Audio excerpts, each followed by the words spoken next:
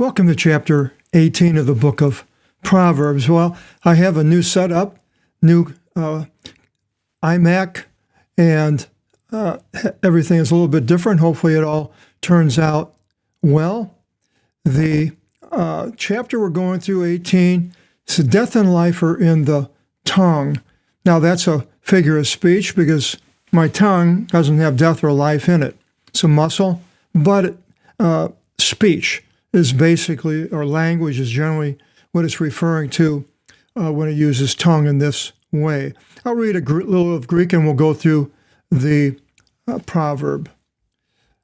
Prophasis ziti anir vulomenos horizas the apo philon in pantide kero eponidistos este.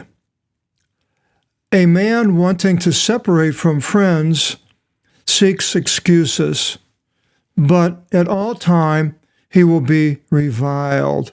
Now, exactly what it's referring to, Solomon is referring to separating from friends. I suppose if you have a friend and you are ignoring him or don't want to talk to him and he's giving you good advice, being a good friend, but you don't want that type of person, you're going someplace else, and people will see that, and you'll be reviled. You'll be reviled by your family, maybe, when they see, wow, this Charles had a good friend, but now he doesn't have anything to do with them, and wants to found another friend that's questionable, and so they revile in a way. One lacking of sense has not a need for wisdom, for rather he is led by folly. That is obvious because if you are lacking of the sense, then you wouldn't have wisdom. Whenever an impious one should come into a vathos, a depth of evils, he pays no attention, and there comes upon him dishonor and scorn. A word in the heart of a man is deep water. Now, there's another figure of speech. I relate that to the inward knowledge of God wanting to be released in a person. A word in the heart of a man is deep water, and a river in a spring of life jumps up. He wants to show his heart in the things of God. To admire the face of an impious one is not good, nor is it sacred to turn aside the just one in a judgment. Admiring the face, if somebody comes and he is well-known, famous, and you admire him, but yet you have a good friend who's not famous, but wants to spend some time with you, and you ignore him, but want to go along with this famous person, it shows who is most important to you. And it's not sacred to turn aside the just one in a judgment, somebody that is just, and then to find him thinking of him as being guilty. And that may have more to do with the judiciary here. Lips of a foolish one lead him into evils. The lips don't really lead him. That's a figure of speech for speech. And his bold mouth calls unto death. The mouth of a foolish one is destruction to him, and his lips are a snare to his soul, saying the wrong things, getting yourself into trouble. Lazy ones are thrown down by fear, and the souls of effeminate ones shall hunger. Trying to be other than what God wants is the way I see this. The effeminate ones, I had a brother-in-law that had on the effeminate side when he talked. I've seen people on YouTube, and I think it was a woman, and I look on, it's a man, Now, I don't think that's exactly what it's talking about here. It's talking about somebody that's, I believe, trying to be something that he's not. And he has to, or she has to go out of the way to change the image, the clothes, and even maybe go into surgery and so forth, in the opposite of what God had planned for that person, because they are not walking with God. So, of course, they wouldn't think that God has anything to do, and they can do whatever they want, they think. But it says the hunger. Now, hunger for God maybe, and later, I don't know what it's referring there, but they're going to be lacking, basically. The one not repairing himself by his works is brother of the one laying himself to waste. Now we have the dagger, so helping. The one not helping himself by his works is brother of the one laying himself waste, just wasting your time. The name of the Lord is from out of great strength, and the just ones are raised up high, running up to it. And of course, to us Christians, the name is Jesus. The substance of a rich man is a fortified city, and its glory overshadows greatly. Prosperity is a wonderful thing to have. If you have a country or a city that's prosperous, doing well, everybody in it is doing well, walking with the Lord and so forth, it's great. But then if you have a country that's walking away from God, doing the things that God doesn't want, allowing things to go on that God doesn't want, against his rules and what he says in the Word of God, then what happens? Well, you can have a depression, which is like the great stock market of the 20s, late 20s, where people lost all their money when the stock market crashed. Or you can have inflation, which we're having today, where everything is becoming more and more expensive. Gas is at $10 a gallon, I've heard in some places. Lots of things are going up.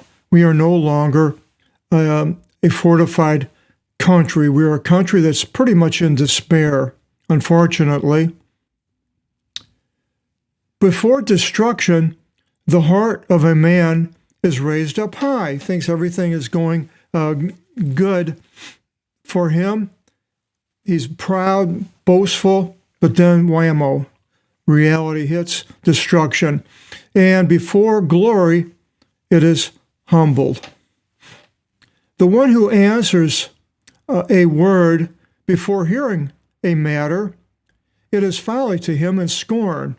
So when you make a decision before you really know all the facts, that's not good. An intelligent attendant calms the rage of a man.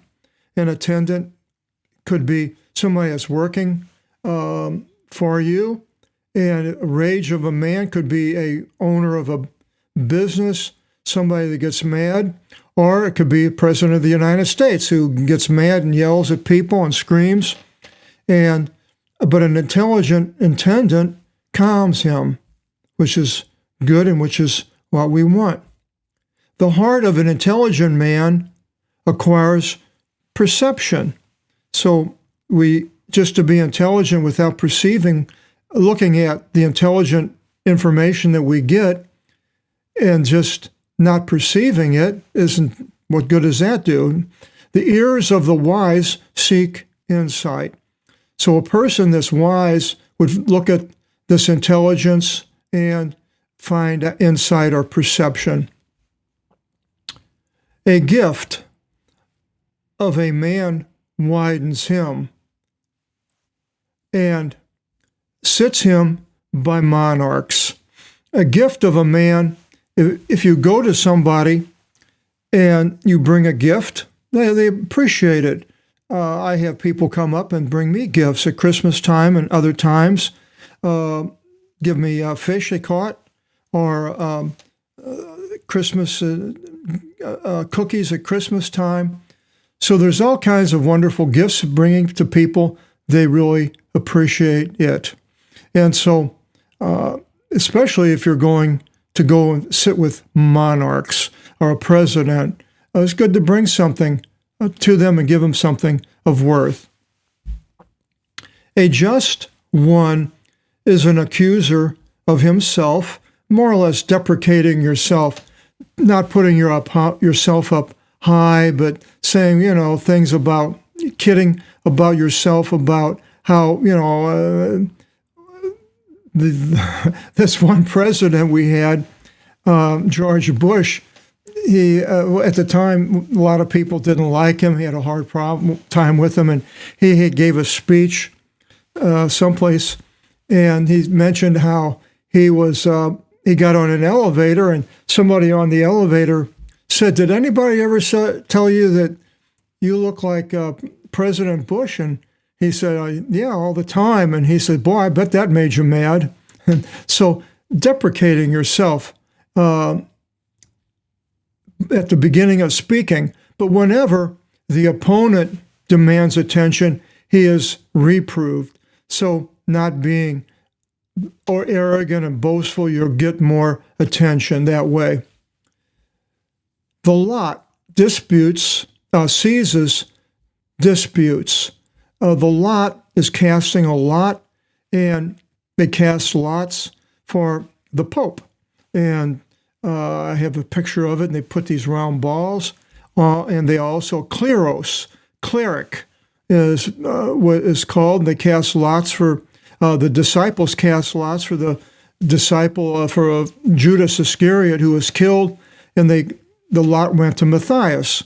But God there didn't go along with the lot, and he had Paul become the replacement to Judas Iscariot. But the lot, by casting the lot, ceases disputes. Heads or tails will go one way or the other. You're right or he's right, or he's right and you're wrong, and so forth. If you take heads, then it comes up heads, then you're the one that's chosen. And so these lots. And among the monarch, it defines the bounds. So maybe that even countries have said that their boundary was on one side of the river, and the other country said, no, it's on your side, this other side of the river, your side of the river. So they cast a lot. And whichever way it went, that's the new boundary. A brother, we went through this in the last chapter 17 about the brothers and the brethren. A brethren being helped by a brother is a high and fortified city, and is strong as a well-founded palace. So having a brother that cares for you and helps doesn't always happen. I knew these two identical twins, and they went to the church I went to. At least one of them did, and I went there, and he was just his face was all bruised and bleeded, like, he got beat up. I said, wow, what happened to you? And he said, well, I got in a fight with my brother. It's like, wow, I can't believe that somebody would do that. Two brothers would get in that kind of a fight. It's horrible. I had a half-brothers killed in the Battle of the Bulge, 1944. I was born in 41, so I always wanted to have a brother, and I never did. So I have a special place for people that do have brothers. From fruits of the mouth, a man fills his belly, and from fruits of his lips, he shall be filled up. Good things fill up rather than bad. Fruits are the good things, not bad things. The mouth of a man should have good things coming out of his mouth and his lips. Death, thanatos, and zoe, wherever you see the Z to omega, has to do with life or an animal, of a living creature. Death and life are in the handle of the tongue. Now, the tongue does not have a handle, and the tongue is a figure of speech for controlling speech, the handle of the tongue. Your controlling speech are in death and life. Say good things causing death or life. And the ones holding her, the tongue holding, shall eat her fruits. controlling yourself. The one who found a good Gineka wife found favors and received happiness from the Lord. Good wife. The one who casts out a good, and I changed it to wife, see, is Gineka, the same word. Depends on the context, but I think the context, because if it was talking about a wife, wouldn't be throwing out a girl, a woman. So the one who casts out a good wife casts out good things. And people have done that foolishly, caught in adultery, and throw away the marriage. But the one holding to an adulteress is a foolish one and an impious one, and going with another man's wife, or I suppose a woman with a woman's husband, would be an adultery, and that is a bad thing. And more so even if you're married, double whammy. Verse 23. The needy utter sounds of supplication. Help, help, I need something. But the rich one responds harsh. He doesn't need anything, doesn't have to do that. A man having friends is for friendship, and there is a friend cleaving to over a brother. We saw that in the last chapter with Jesus having his brothers, but yet they rejected him, but the brethren accepted him. So that was better to have those the brethren. Chapter 19, the fear of the Lord leads to life. Find out about that in the next video. Hope you'll join us. Until then, God bless.